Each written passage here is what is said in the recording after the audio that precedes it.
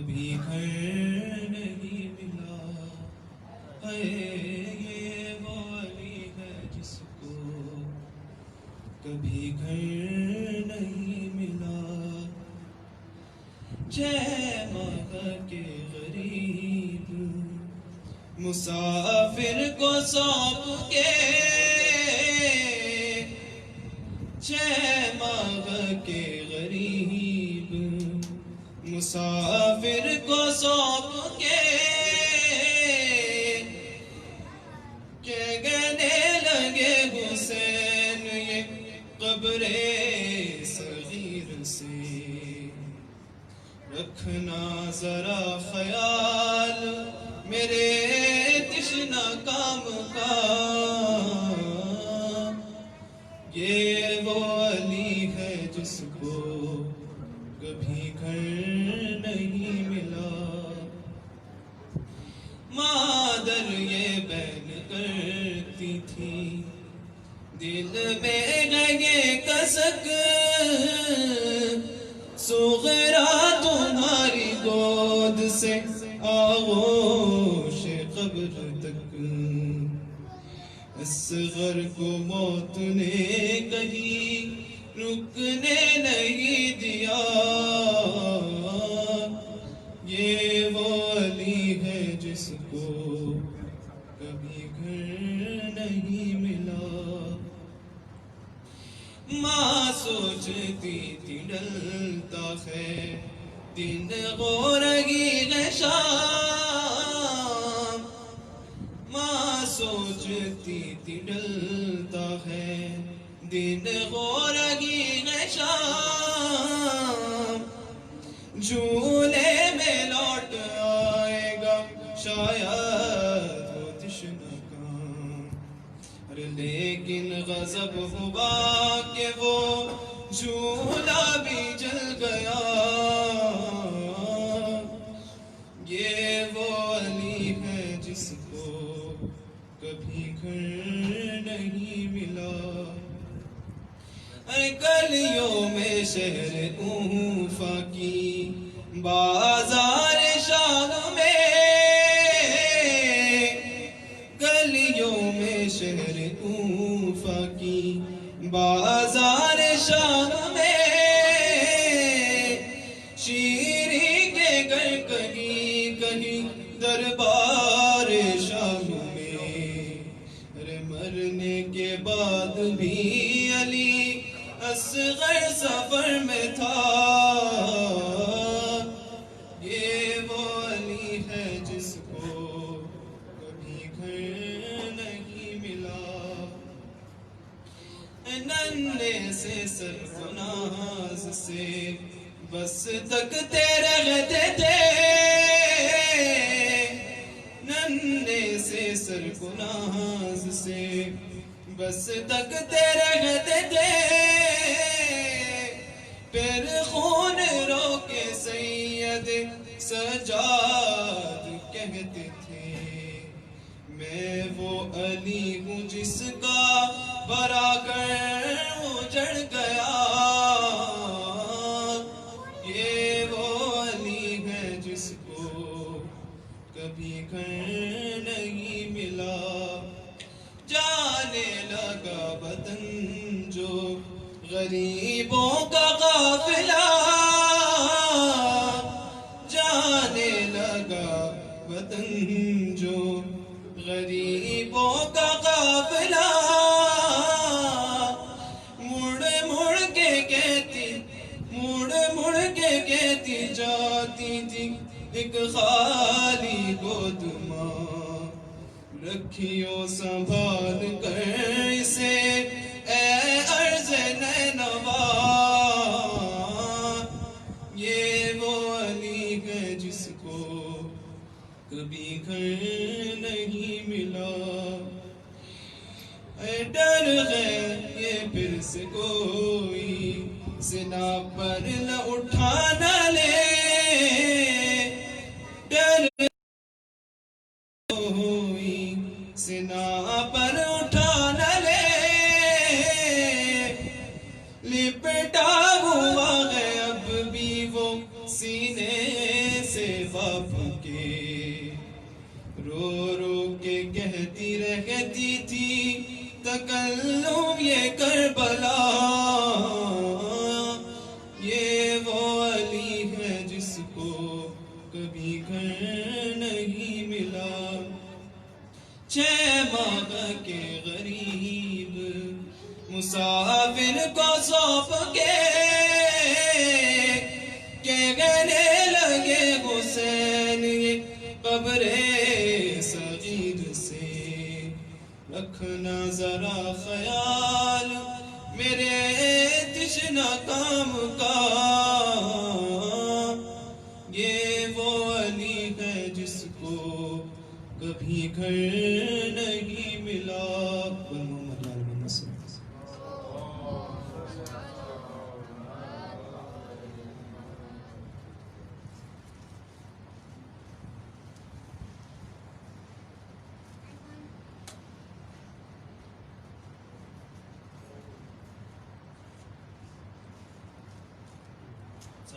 محمد وآل محمد۔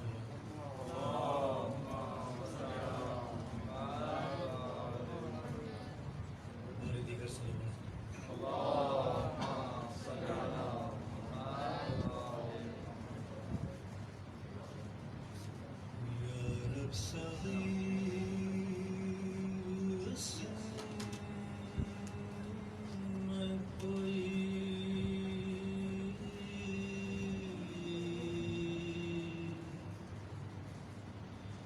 بے قدر نہ ہو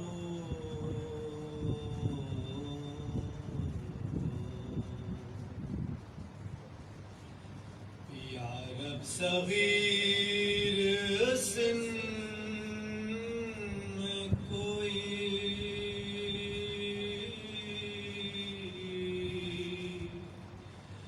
بے قدر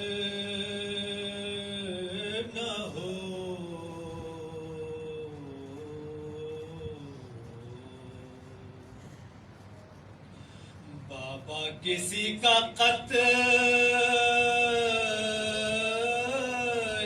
حضور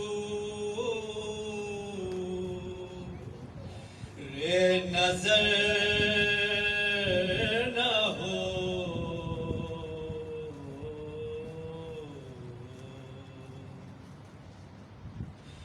بابا کسی کا قتل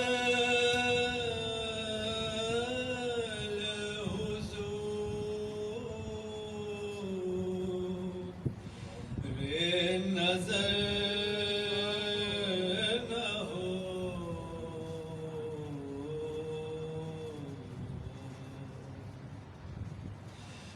بلوے میں کوئی پردہ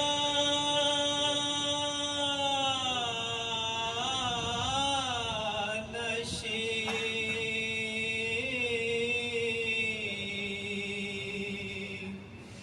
ننگے سر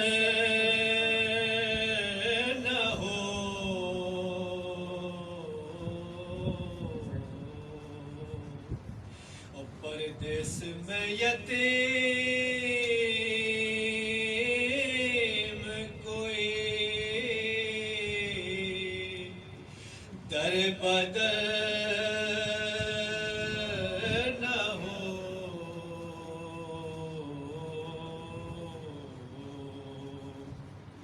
پردیس میں یتیم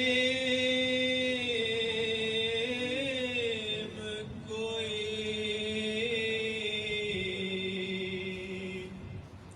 ارے قیدی ہوئی پدر سے چھٹے،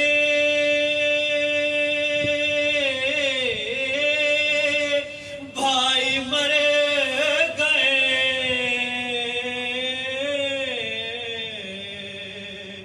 قیدی ہوئی پدر سے چھٹے،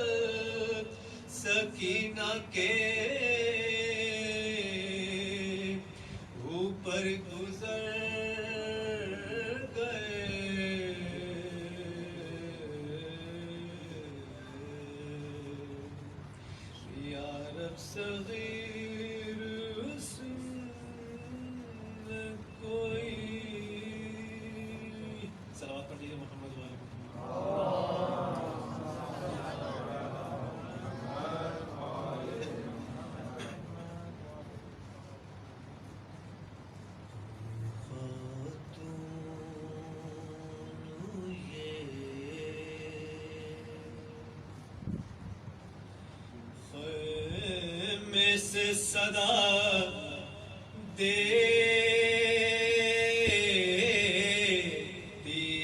ہے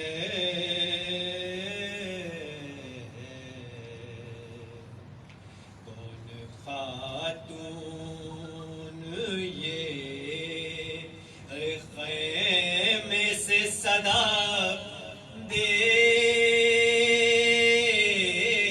دیتی ہے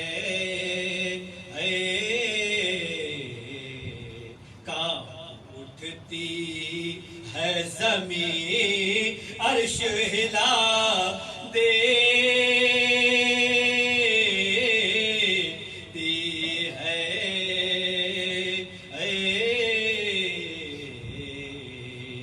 کانپ اٹھتی ہے زمین عرش ہلا دیتی ہے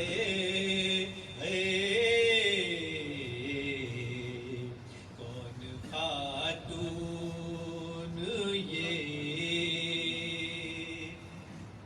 ارے کبھی تقدیر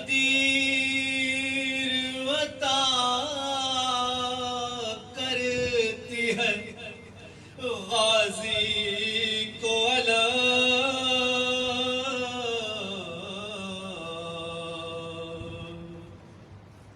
کبھی تقدیر عطا کرتی ہے غازی کو علم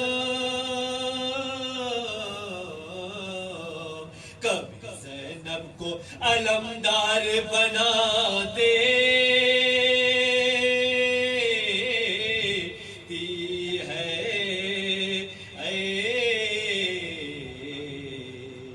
کبھی زینب کو علمدار بنا دیتی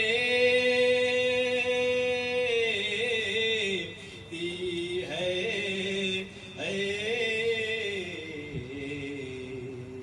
کون خاتون یہ ارے کتنے پیارے ہیں تیرے آنو محمد زینب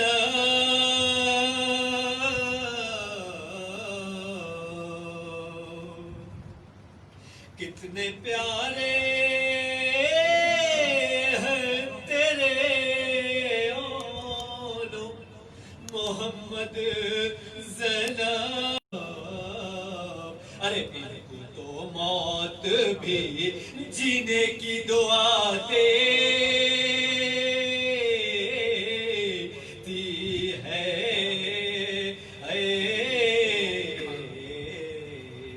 ان کو تو موت بھی جینے کی دعا دیتی ہے کون خاتون یہ ارے قبر زینب پہ لیے بیٹھی ہے فضا پانی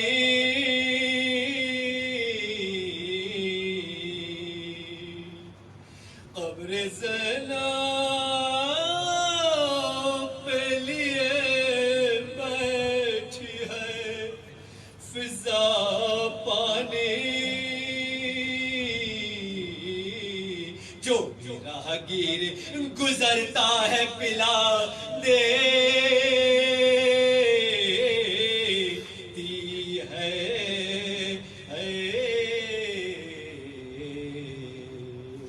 کون خاتون یہ خیمے سے صدا دیتی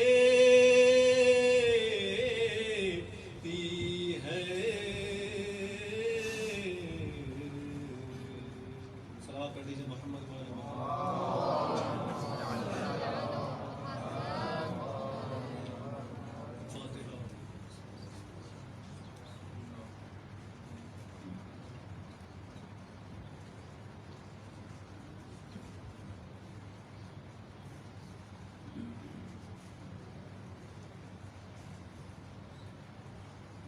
کی اپیل ہے سید ضلع حسنین نقوی اور کامران بھائی ہمارے کراچی میں ان کی بیماری سے ایک ٹانگ کٹ رہی ہے، بیچارے خدا میں سے عطا فرمائے ہمارے کربلا. صلوات پڑھ دیجیے محمد وعلی محمد.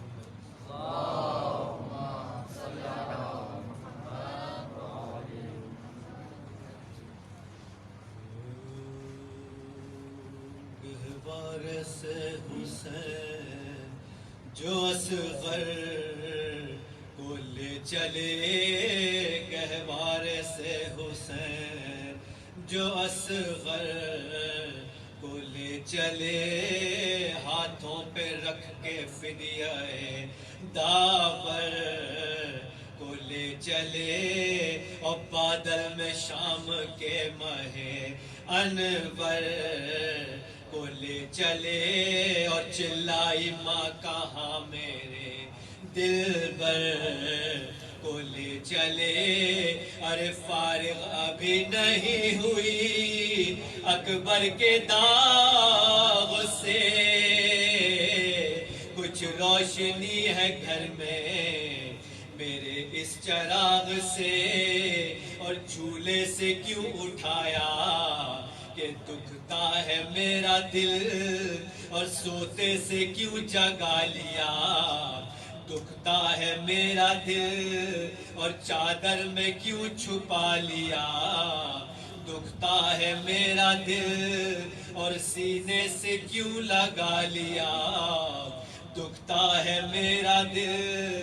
اور وسواس مجھ کو آتا ہے کیا دیکھتے ہیں آپ، کیوں بار بار اس کا گلا دیکھتے ہیں آپ، اور بانوں کے اس بیان سے گھبرائے شاہدی، آخر قریب فوج کے لے آئے شاہدی، بچے کو رکھ کے ہاتھوں پہ چلائے شاہدی، یارو سمجھ لو جو تمہیں سمجھائے شاہدی، کچھ تو خیال چاہیے ننھی سی جان کا، بتلاؤ کیا قصور ہے اس بے زبان کا. یہ سن کے حرملا نے اٹھایا کمان کو، تاکا خطا شعار نے ننھی سی جان کو، مارا خدنگ شاہ کے ابرو کمان کو، ہائے ہائے مٹایا بانوں کے نام و نشان کو، چلائی موت ہائے نہ تجھ کو امان دی، بچے نے سہم سہم کے ہاتھوں پہ جان دی، گہوارے سے حسین. صلوات پڑھ دیجیے محمد وعلی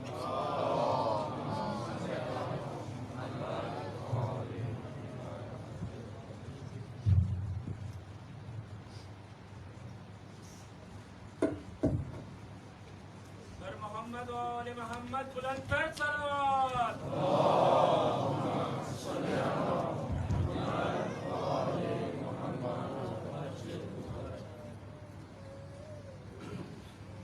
برائے خوشنودی ہے امام زمانہ بلند تر صلوات.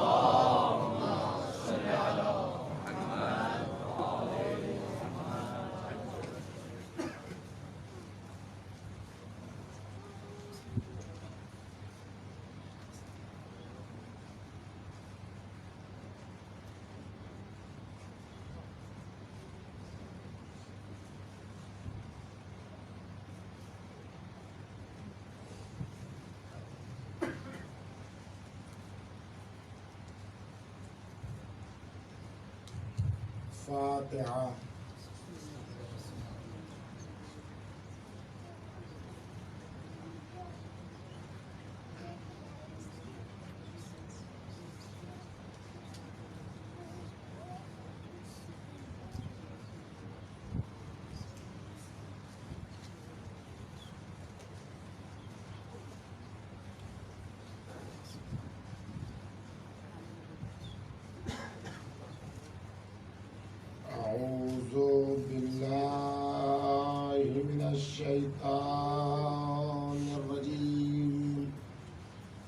بسم اللہ الرحمن الرحیم الحمد للہ علی ما انعم وله الشکر علی ما الحم والثناء بما قدم من عموم نعم ابتداها وسرور آلاء أسداها وتمام منن والاها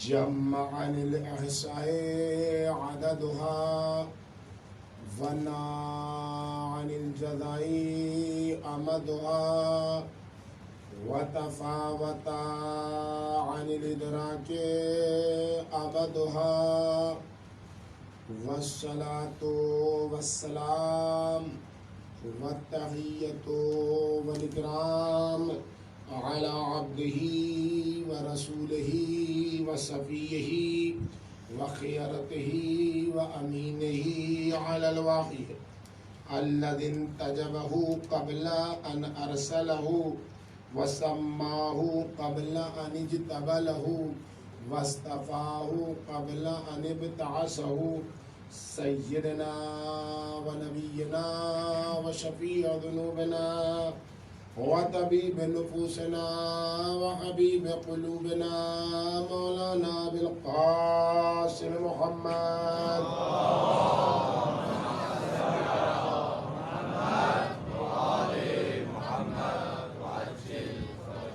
وعلى بنته وبضعته وشجنته وروحه التي بين جنبيه التي يقال في السماء النورية السماوية الحانية الراضية المرضية المجتهدة المغتهدة مقهورة حقها مغصوبة إرقها مردودة غلؤها فاطمة الزهراء سلام الله عليها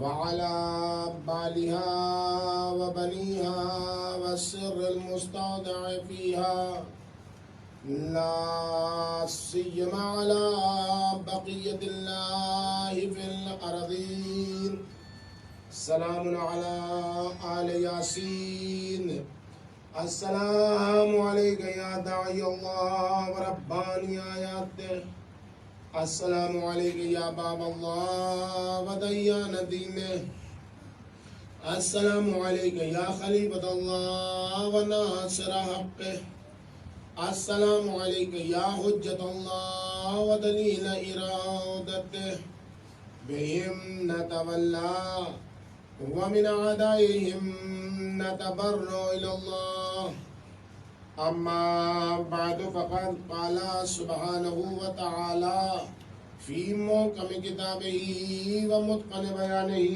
وقوله الحق قل هذه سبيلي أدعو إلى الله على بصيرة أنا ومن اتبعني وسبحان الله وما أنا من المشركين صلوات بيجي محمد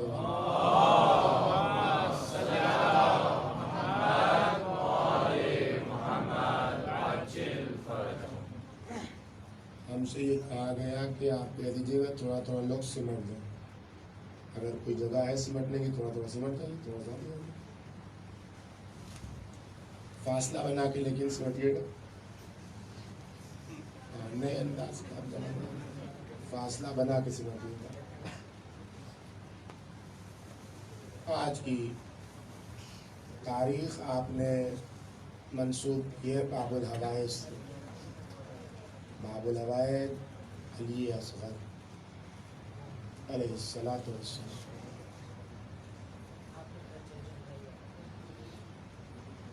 وہ بصیرت کا مہر تاباں کہ جو اس سن و سال میں حسینی بصیرت کا پیغامبر ہے. خود باب الحوائج کا تذکرہ یعنی حاجتوں کا دروازہ. اس کی بارگاہ میں کوئی پہنچے حاجت لے کے نہ پہنچے. دعاؤں کا ایک سلسلہ ہے. راستے میں پکڑ پکڑ کے لوگ کہتے ہیں دعا کرائیے گا. یہاں بھی 2 نام دیے گئے ہیں، سید حسن محمد رضوی نے سید اول محمد رضوی، اور بھی ابھی نام لیا گیا، اور بھی نہ معلوم کتنے لوگوں نے آپ سے کہا ہوگا. جنہوں نے نہیں کہا وہ ان کے ارادے میں ہے کہ آپ سے کہیں. ایک پورا سلسلہ ہے دعاؤں کا، اور ان تاریخوں میں تو سلسلہ بڑھتا چلا. ساری دعائیں قبول ہو جائیں گی اگر وہ دعا قبول ہو جائے. باب الحوائج کی بارگاہ میں پہنچے ہیں تو وہ دعا کیجیے کہ جس کے لیے آیت اللہ العظمیٰ بہجت اور اللہ مقاموں فرمایا کرتے تھے. خود ایران میں آپ گوشت بہت معروف چیز ہے کھانا، تو فرمایا کرتے تھے کہ امام زمان جل اللہ تعالیٰ فرجہ الشریف کے سلامات بھیجیے محمد علیہ.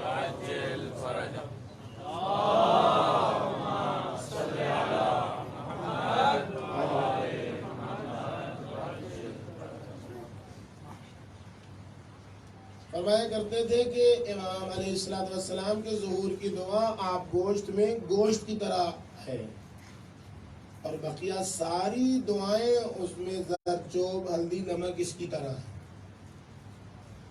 اگر آپ گوشت میں گوشت ہی نہ ہو تو پھر گوشت آپ گوشت نہیں ہے.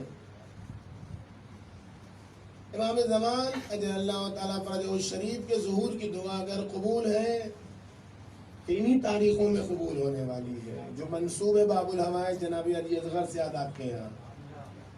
تو یہ تمام دعاؤں کے لیے وہی دعا کیجئے، سب کی دعائیں قبول ہو جائیں گی. جتنی اپنے دل میں حاجتیں ہیں وہ سب دوسروں جو اپنے لیے چاہتے ہیں سب دوسروں کے لیے کیجئے. یہ بھی ایک فلسفہ بصیرت ہے. ہم یہ سمجھتے ہیں جتنا ہم، یہ ظاہری نگاہ یہی دیکھتی ہے نا کہ ہم جتنا اپنے بارے میں دعا مانگیں گے اللہ اتنا زیادہ قبول کرے گا. نہیں، بصیرت کا تقاضا یہ ہے قبول کروانی ہے اتنا دوسرے کے لیے دعا کریں ان سے. یہ پوری بحث دعا کی ہماری نہیں ہے، اس لیے میں اس بات کو چھیڑ نہیں رہا ہوں، لیکن اس کو مان لیجیے. آپ ہم سے بعد میں پوچھ لیجیے. جتنی بھی اپنی دعا قبول کرانی ہے، جو دعا قبول کرانی ہے وہ سب دوسروں کے لیے کیجیے، اور خدا خود بخود اس کو آپ کے لیے قبول کر دے گا. جن لوگوں کے لیے کہا گیا، جنہوں نے کل مجھے پکڑ کے راستے میں کہا اور اس مسلسل جو کرے، ان سب کی صحت و سلامتی کے لیے، اپنے امراض باطنی کی صحت و سلامتی کے لیے، امام زمانہ کے ظہور کے صدقے میں ان تمام امراض اور ان تمام مشکلات کے برطرف ہونے کے لیے بآواز بلند 5 مرتبہ صلوات پڑھیے. اللہم صلی علی محمد وآل محمد عجل فرج. اللہم صلی علی محمد وآل محمد عجل فرج. اللہم صلی علی محمد وآل محمد عجل فرج. اللہم صلی علی محمد وآل محمد عجل فرج.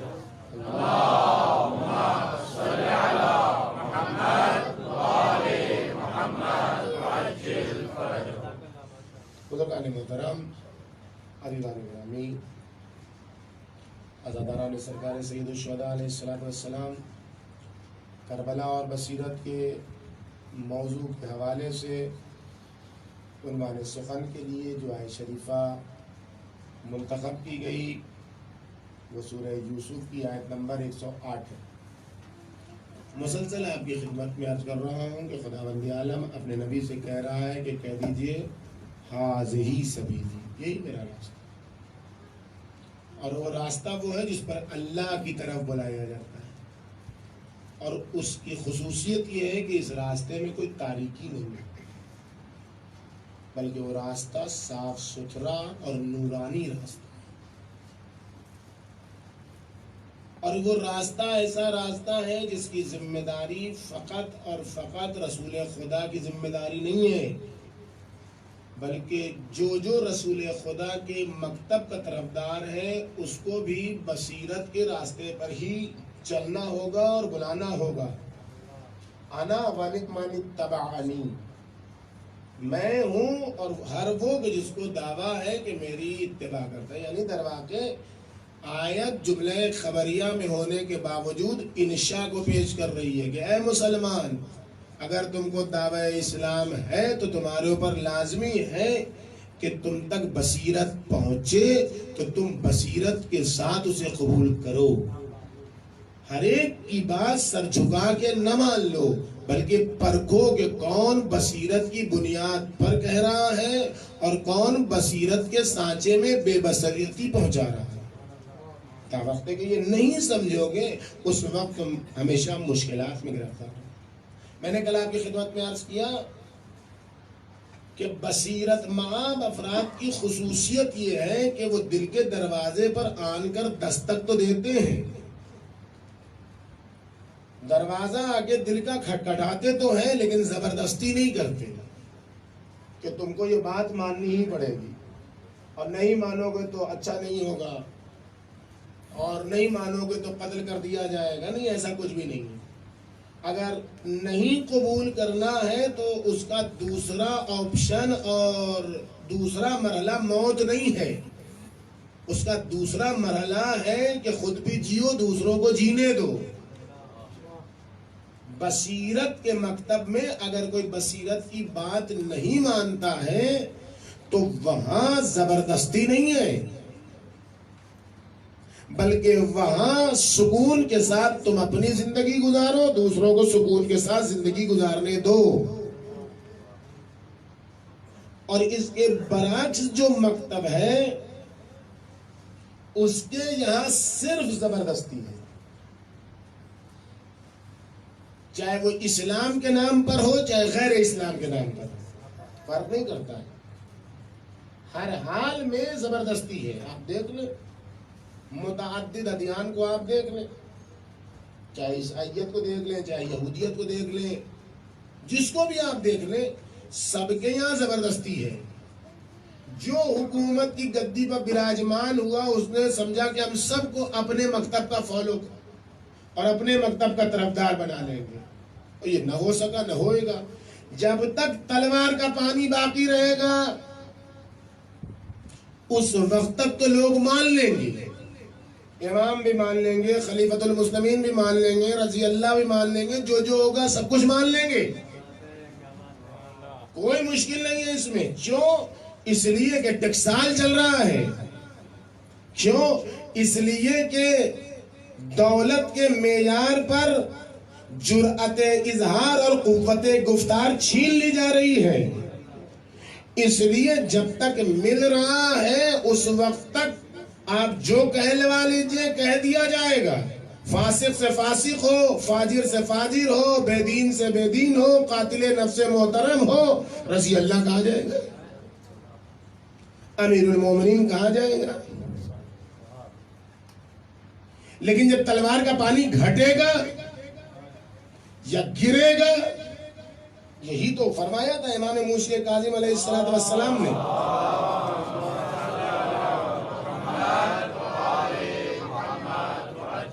جب پوچھا ہارون ملعون نے انتا امام الرافضہ، کیا آپ اختلاف پھیلانے والوں کے امام ہیں؟ کیا آپ رافضیوں کے امام ہیں؟ رافضی ہم گھبراتے نہیں ہیں، یہ حقیقت ہے کہ ہم رافضی ہیں، ہمیشہ باطل سے دور رہیں، کچھ ادھر بھی رافضی ہیں ادھر بھی رافضی ہیں، ایک طرف حق سے رفض ہے ایک طرف باطل سے رفض ہے، دونوں طرف رفض ہے، ایک طرف حق سے کنارہ کشی ہے ایک طرف باطل سے کنارہ کشی ہے۔ اسی لیے جب ابن ابی یافور سے کہا گیا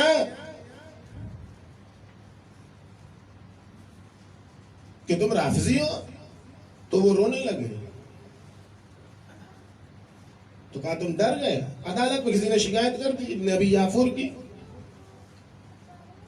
اور وہاں قاضی کے سامنے تم رافضی ہو، تم جعفری ہو، تو رونے لگے وہ. کہا کہ تم کیوں ڈر رہے ہو؟ انکار کر دو کہ رافضی نہیں ہو، چھوڑ دو اس مسلک کو. تو ابن ابی یافور نے کہا میں اس پر نہیں رو رہا ہوں کہ تم نے مجھے رافضی کہہ دیا، میں اس پر آنسو نہیں بہا رہا ہوں کہ تم نے مجھے رافضی کہہ دیا، میں اس پر رو رہا ہوں کہ اتنے عظیم رتبے کو تم نے مجھ سے منسوب کر دیا. تم کو معلوم ہے رافضی کسے کہتے ہیں؟ وہ جو باطل سے دور ہو وہ رافضی ہے، جو باطل کو قبول نہ کرے وہ رافضی ہے.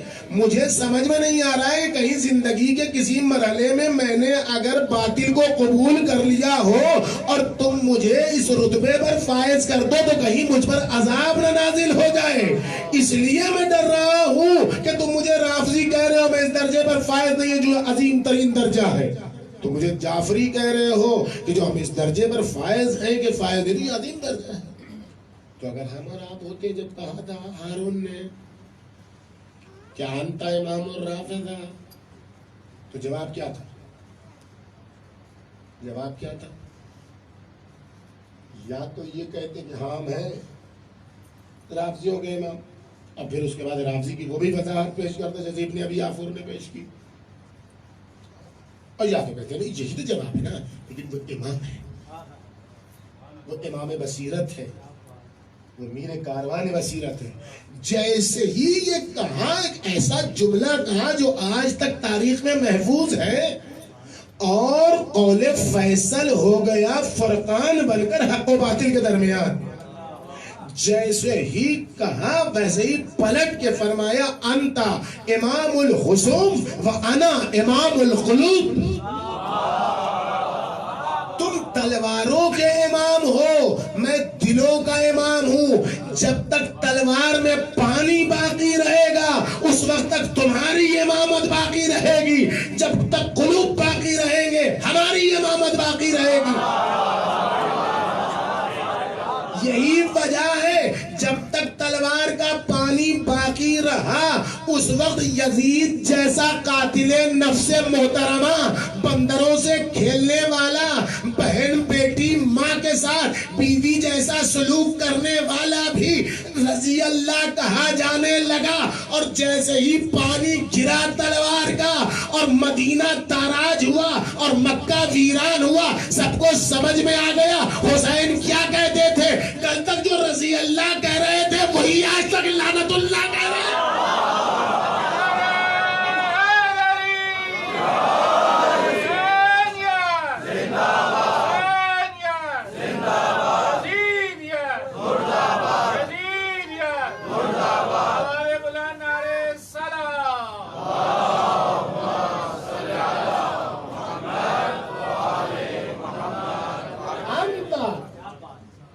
امام الحسوم، تلواروں کا امام.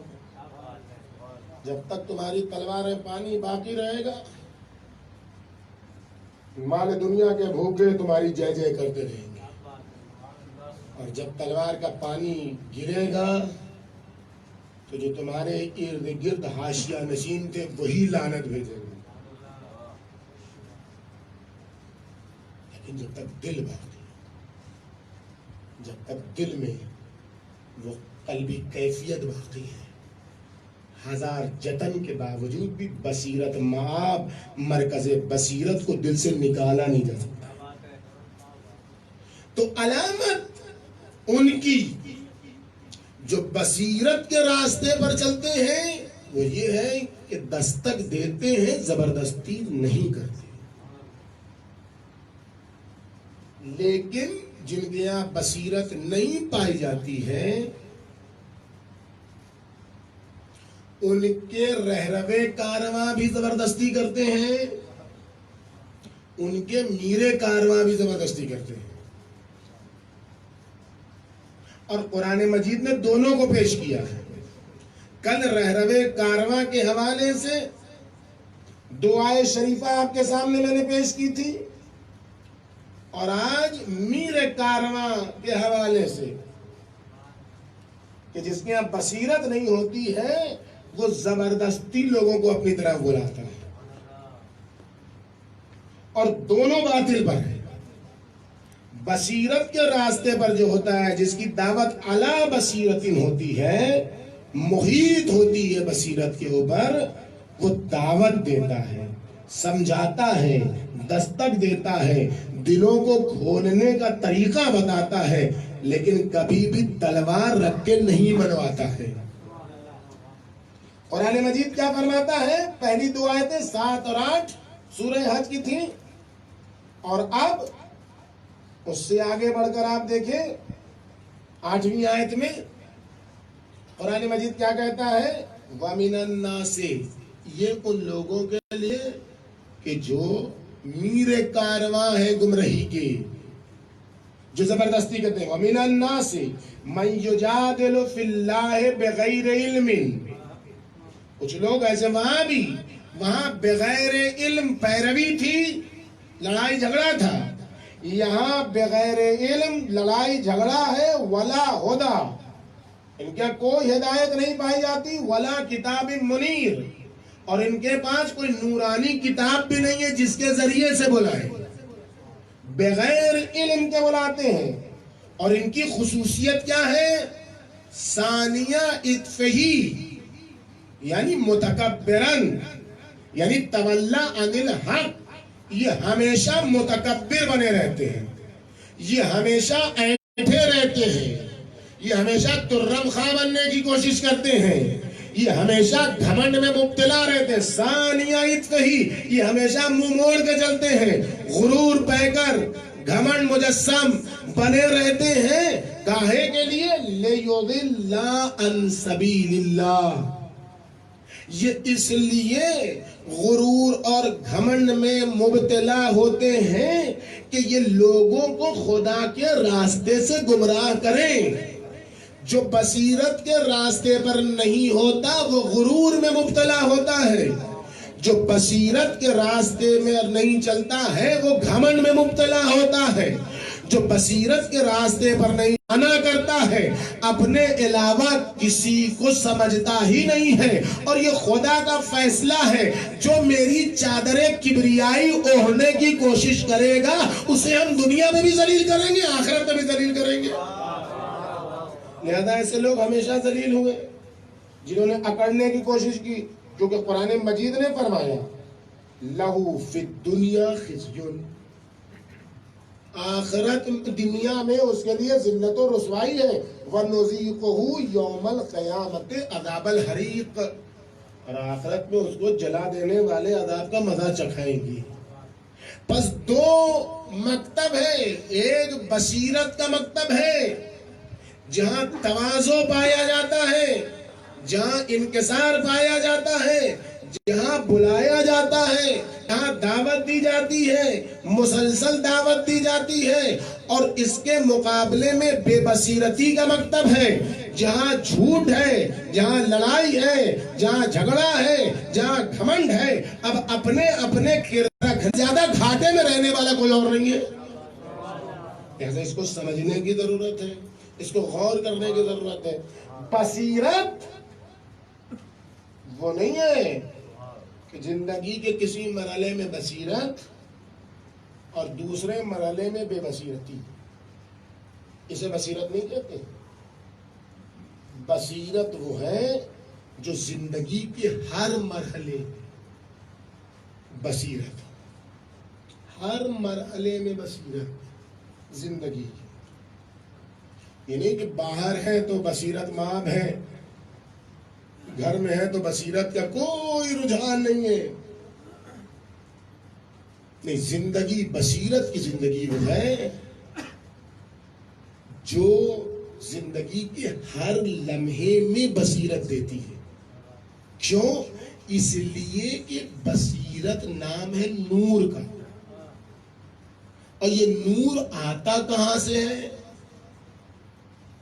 دیکھیے، ہر دید کے لیے ایک نور کی ضرورت ہے، ہر دیپ کے لیے ایک نور کی ضرورت ہے. دیکھنے کا جو آلہ ہے وہ اس وقت کام کرتا ہے جب نور ہو. اگر وہ نور نہ ہو تو دیکھنے کا جو ذریعہ ہے وہ کام نہیں کرتا ہے. آنکھ سے دیکھتے ہیں آپ نا, کب دیکھیے گا, کب دیکھیے گا؟ جب نور ہو, چاہے سورج کا نور ہو جو دن میں ہوتا ہے, چاہے رات میں لائٹ کا نور ہو. یہ نور الگ ہے, بینائی کی صلاحیت الگ ہے. بینائی کی صلاحیت الگ ہے, نور دیکھنے کی صلاحیت الگ ہے, اور جس کے ذریعے سے دیکھا جاتا ہے وہ الگ ہے. پس بصارت یہ آنکھ دیکھتی ہے اس وقت جب نور مطابق ہو دید کے, چاہے دن میں ہو چاہے رات میں ہو. یہ بصارت کے لیے نور کی ضرورت ہے, اس کے بھی اپنے رینج معین ہے, کتنے رینج میں دیکھے گا, کیا دیکھے گا, یہ ساری چیزیں ہیں. دوسری جگہ جو کام کرتا ہے نور وہ ذہن ہے, جہاں فکر کام کرتی ہے, جہاں علم پروان چڑھتا ہے. سب ماشاءاللہ سے پڑھے لکھے لوگ ہیں. علم کی تعریف کیا ہے؟ علم کسے کہتے ہیں؟ علم نام ہی ہے مجہولات سے معلومات تک سفر کا. علم کیا ہے؟ علم نام ہی ہے سفر کا. مجہولات سے معلومات تک پہنچنا. کیسے پہنچیے گا؟ جو چیز مجہول ہے وہ معلوم کیسے ہو جائے گی؟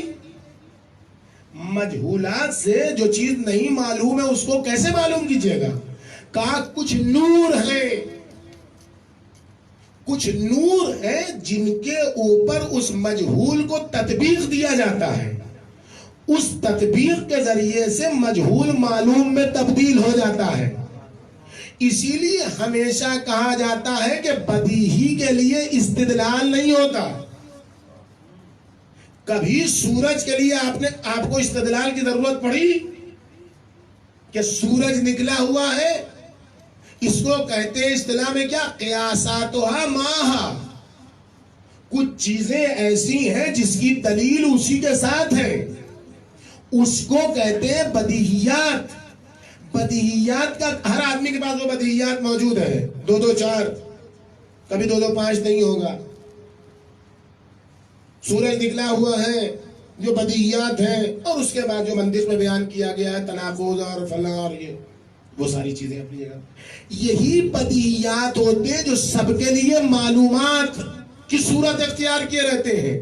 انہی مجہولات کو, انہی معلومات پر جو ازل سے فطرت میں موجود ہے اس کے اوپر تطبیق دیا جاتا ہے, تو یہی مجہول آہستہ آہستہ کشف ہو کر علم میں تبدیل ہو جاتا ہے. اور اسی مجہولات کے ساتھ معلومات کے سفر کے درمیان جو بدیہیات کے ساتھ ہوتا ہے, جو چیز کام کرتی ہے, اس کا نام ہے فکر. فکر وہ راستہ ہے, وہ نور ہے جو بدیہیات کی مدد سے مجہولات کو معلومات میں تبدیل کرتا ہے. پس ذہن کے اندر دید کے لیے جو ضروری ہے وہ فکر ہے. اور اب بات آتی ہے قلب کی. قلب میں بھی ایک دیکھنے کی صلاحیت ہے, اور اس طاقت کا نام ہے بصیرت. اور یہ بصیرت اسی وقت دیکھتی ہے جب اس میں خاص نور ہو. یہ کون سا نور ہے جو بصیرت دیکھتی ہے, جس کی بنیاد پر؟ اچھا, فرق کیا ہے بصارت اور بصیرت میں؟ آپ کی یہ آنکھ ہے, سورج نکلا ہوا ہے, آپ دیکھ لیں گے. لیکن خدا نخواستہ کوئی اندھا ہو تو سورج کی مدد سے وہ دیکھ سکتا ہے. سورج نکلا رہے گا, سورج اس کے لیے کوئی مدد نہیں کرے گا. کتنا ہی روشن سورج ہو, جیسا ہے ویسے ہی رہے گا سورج, لیکن کسی اندھے کو فائدہ نہیں پہنچائے گا, نابینا کو فائدہ نہیں پہنچائے گا. جب آنکھ ہوگی, جب دیکھنے کی صلاحیت ہوگی, تب نور فائدہ پہنچائے گا. یہ ہے بصارت کا کمال کہ بینائی ہوگی تب نور اثر انداز ہوگا. لیکن بصیرت میں یہی فرق ہے. اگر بصیرت آ گئی تو یہ نور جو عطا ہوا ہے دیکھنے والا یہ ساری کمیوں کو پورا کر دیتا ہے. پھر انسان میں اگر نقص ہو تو بصیرت کے نور کی مدد سے وہ آگے بڑھتا چلا جاتا ہے, وہ کمال کی منزلوں تک پہنچتا چلا جاتا ہے. تو یہ نور آتا کہاں سے ہے؟ یہ نور آتا کہاں سے ہے؟ اس کو کون بتائے گا؟ بصیرت کوئی بازار میں بکنے والی چیز نہیں ہے کہ جا کے ہم اسے خرید کے لے آئے تو یہ ہمیں مل جائے. نہیں, بصیرت وہ ہے جس کا نور عظمت الہی کے نور سے دل میں آتا ہے. جب عظمت الہی انسان کو نصیب ہوتی ہے تب انسان کو بصیرت نصیب ہوتی ہے. کس نے کہا؟ امام موسیٰ کاظم علیہ السلام نے.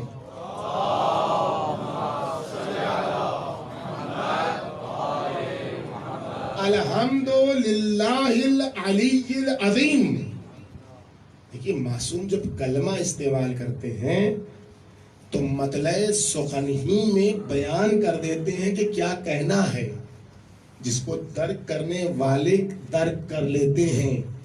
علی الکریم بھی کہہ سکتے تھے, علی القدیر بھی کہہ سکتے تھے, نہیں, لیکن یہاں جو دعا میں کہہ رہے ہیں علی کے ساتھ عظیم لگا رہے ہیں. اس کو کہتے ہیں اصطلاح میں تناقض اسماء. اسماء کا آپس میں ربط. اللہ کے 999 نام ہیں, 100 نام ہیں, 1000 نام ہیں, تو یہ 999 اسماء ہیں کس لیے؟ یہ ہر وقت پڑھنے کے تھوڑے ہیں کہ آپ ایک بار لے کے بیٹھ جائیے پوری مباط الجنان اور شروع ہو جائیے جو ہے وہ کوئی بھی کر. نہیں, یہ ہر اسم رکھا ہی گیا اس لیے کہ جب جیسی ضرورت ہو اس کے مطابق پڑھا جائے تو اس کا اثر ہوگا. اس قرآن میں بھی اسی طریقے سے ہے. قرآن میں آخر میں جو کلمات آتے ہیں علی العظیم, علی القدیر, سمیع علیم, سمیع بصیر, ان سب کا فلسفہ تھا, پوری آیت کا نچوڑ ہوتا ہے وہ. یہاں امام علیہ السلام نے شروع کیا الحمدللہ العلی العظیم الذی بعظمتہ ونورہ ابصر قلوب المؤمنین. حمد ہے اس خدا کی جو علی العظیم ہے. ایسا علی العظیم ہے جس نے اپنی عظمت اور اپنے نور کے ذریعے سے مومنین کے قلوب کو بصیرت عطا کی ہے. تو یہ نور عظمت الہی آیا کہاں سے؟ اللہ کا عظمت والا نور آیا کہاں سے؟ ان اللہ خلقنا من نور عظمتہ. اللہ نے ہم اہل بیت کو اپنی عظمت کے نور سے خلق کیا ہے. ثم خلقنا من طینہ مخزونۃ, اور پھر اللہ نے خاص طینت سے جو مخزون ہے خداوند عالم کی بارگاہ میں, مکنونۃ, کوئی اس کو جان بھی نہیں سکتا ہے, من تحت العرش, جو تحت عرش میں ہے. فاسکن ذالک النور, پھر وہاں سے وہ طینت اختیار کی, پھر اس کو تحت عرش رکھا. فیہ فکننا خلقا و بشرا نورانیین, پس ہم ایسی مخلوق ہیں جو نورانی ہے. یہاں سے پھر ہمارے شیعوں کو خلق کیا جو ہماری فاضل طینت سے خلق کیے گئے.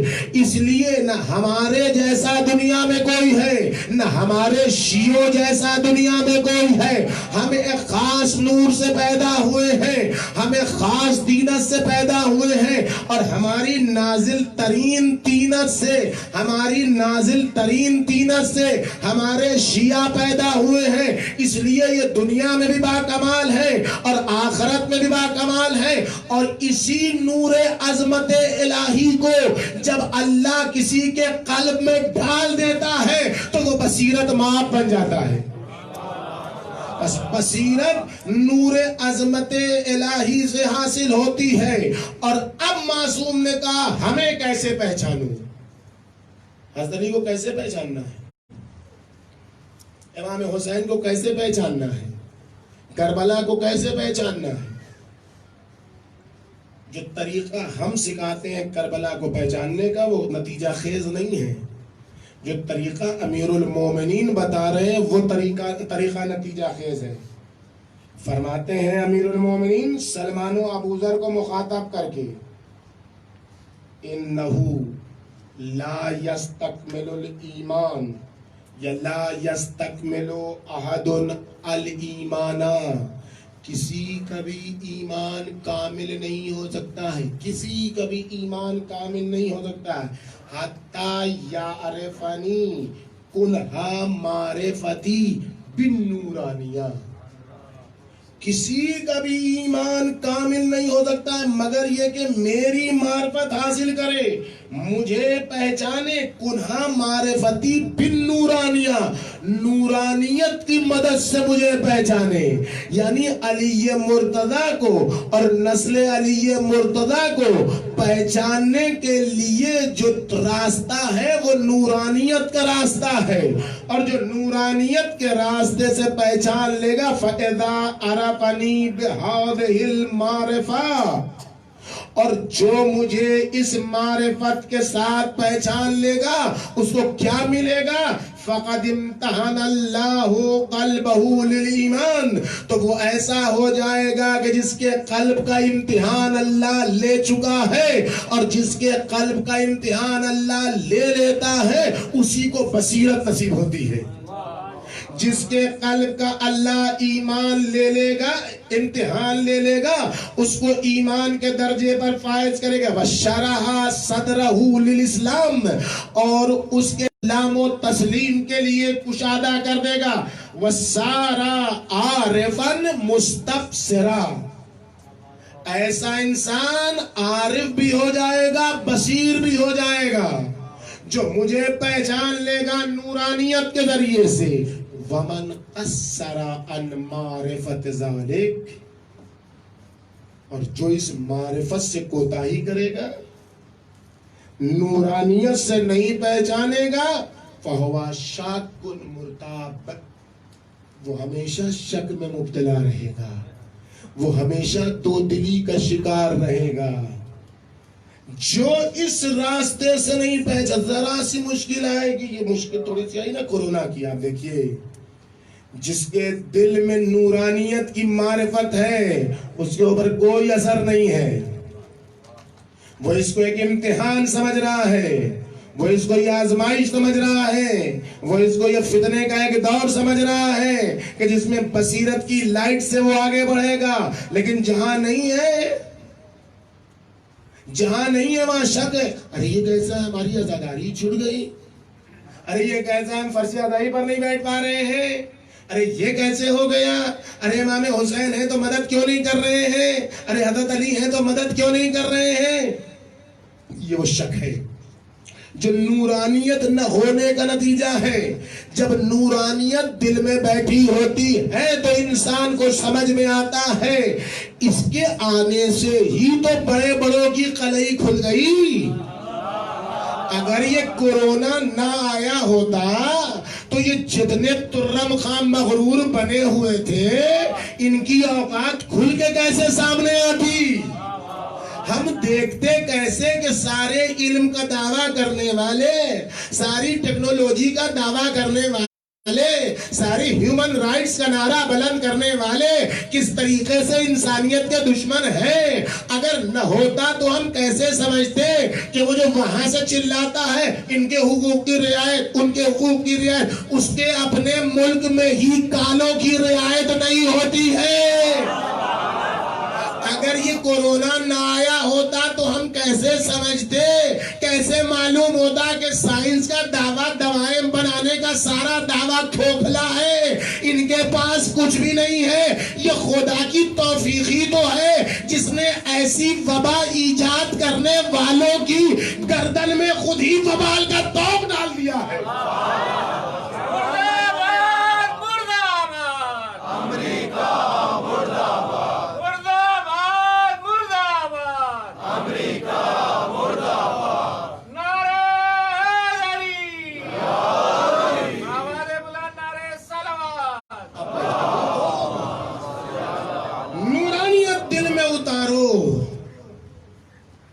اور جب جملہ کہہ دیا آخر میں امیر المومنین نے، لیکن آپ کو ابھی وہ کہنا ہے جو سلمان و ابوذر نے امیر المومنین کے خطاب میں جواب میں کہا تھا، تاکہ آپ کو یہ پتا چل سکے کہ ہم سلمان کے راستے پر چلنے والے ہیں، ہم سلمان جیسے صحابیوں کے قدموں کی خاک کو سرمۂ چشم بنانے والے ہیں، ہم ہیں۔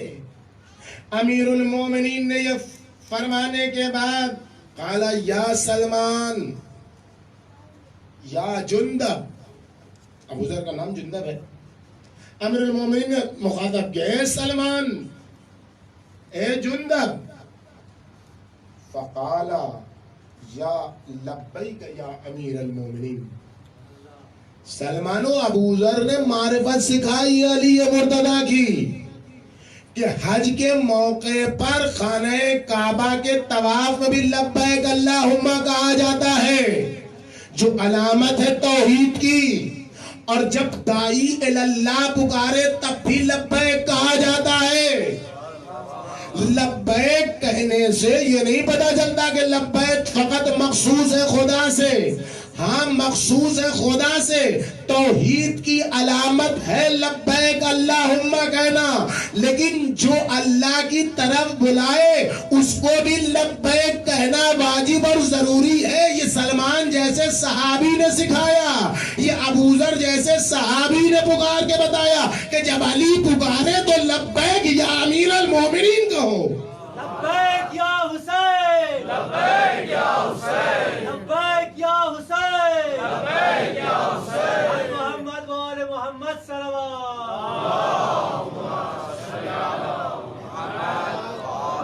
اول تو پہلے آپ لبیک یا امیر المومنین کہیے، سلمان و ابوذر کی پہلے تاسی ہو، پہلے کہیے لبیک یا امیر المومنین، لبیک یا